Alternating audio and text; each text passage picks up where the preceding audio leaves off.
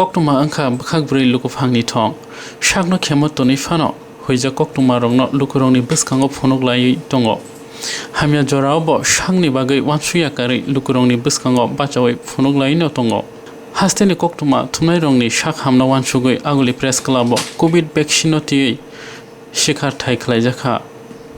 और शालो मानजा फाइका शाख हामबेदेकनि principal secretary JK Sinha CMO west Debashish Das दै प्रेस क्लब नि कास्को सुबल कुमार दे ओ पांडाव कंगनार थानि सय खनेरका प्रेस क्लब नि कास्को सुबल कुमार दे नबारवातिनि जराव कोक्टमा थुमनाय रक लुकुरंनि बिस्कांगो बाचावै सामुं खलायलाय नतंगो तै कोरोनानि जराव सांनि बागै वानसुया खलायै मांगप्लि रंनो लुकुरंनि बिस्कांगो तुबुय फनक नानि चाइटुलाय नतंगो अबनि बागै न बरंनि फेमिलि रगबो अबहाय बेमार रगबाय गोरोंया अंना बागै दिनै अतां बतां नारजाखा हनै सय खनारिखा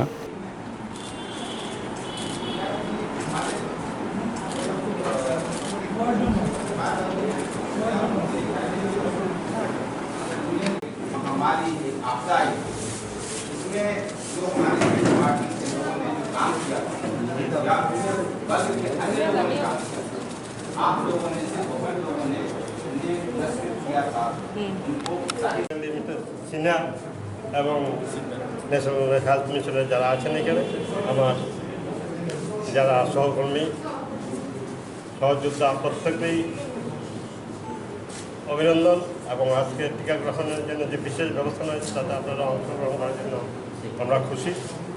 আরও লোকজন আমাদের পরিবারের লোকজন আজকে আসবে যারা সাংবাদিকরা আছেন তাদের 45 যারা আছেন সাংবাদিকদের মধ্যে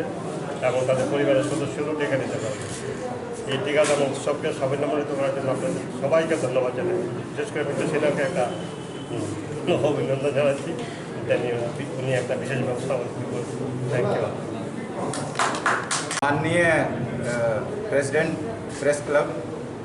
माननीय सेक्रेटरी प्रेस क्लब हमारे सहयोगी एनएचएम के एमडी साहब सीएमओ वेस्ट महोदय यहाँ आकर के मुझे बहुत खुशी हुई है क्योंकि सबसे बड़ी बात है कि मैं पहली बार आया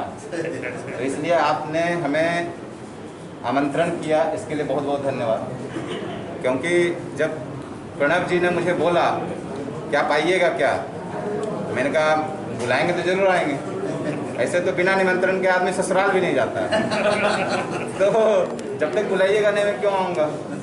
तो मैं बहुत बहुत धन्यवाद देता हूँ प्रेस क्लब को कि उन्होंने आज मुझे इस अवसर पर आमंत्रित किया और मैं सच बताऊँ मैं थोड़ा 5 मिनट ज़्यादा बोलूँगा जब भी मैं आप जैसे शरीकों से मैं मिलता हूँ तो लगता है कि अपनों के बीच आया हूँ उसका कारण ये है कि मैं जब दिल्ली यूनिवर्सिटी में हिंदू कॉलेज में पढ़ रहा था तो ग्रेजुएशन के दिनों में मैं पेपर्स के लिए लिखता था खास करके इंडियन एक्सप्रेस में एक यूनिवर्सिटी का एक पेज होता था तो उसमें मैं काफ़ी लिखता था और बहुत मज़ा आता था और जो पुराने लोग हैं वो समझ सकते हैं कि जो यूनिवर्सिटी से जो बसें जाती थी तो डीटीसी बसें होती थी तो दिल्ली की तपती दोपहरी या दिल्ली की जो एक जो शरद जो विंटर जो चिली विंटर बोलते हैं उसमें डेडलाइन को देखते हुए अपना रिपोर्ट देना अपने आप में एक चुनौती होता था एक चैलेंज होता था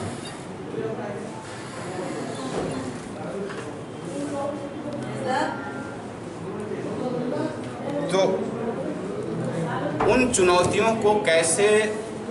एक जो पत्रकार होता है कैसे हासिल करता है या कैसे किसी तरह उस डेडलाइन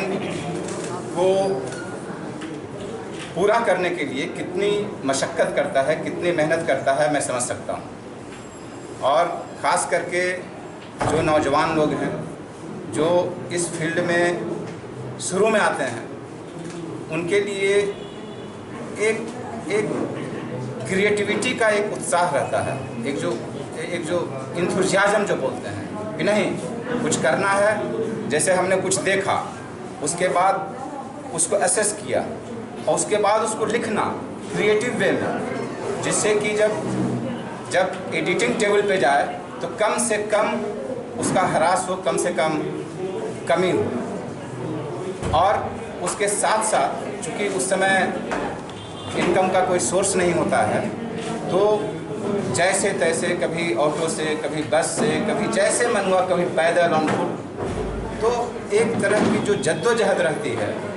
और एक तरह का कुछ कर देने की जो तमन्ना रहती है समाज के लिए, वो काबिले तारीफ़ है।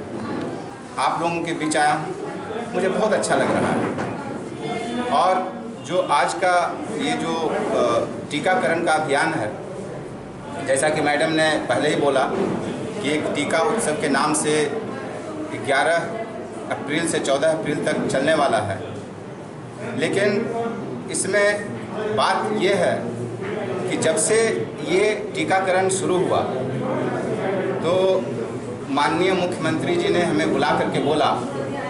कि कैसे कैसे प्रोग्राम है। तो हमने बताया कि जो केंद्रीय सरकार का जो निर्देश है उसमें पहले हेल्थ केयर वर्कर्स को करना है, फिर फ्रंट लाइन वर्कर्स को करना है। तो उस समय तक यही निर्देश आया था।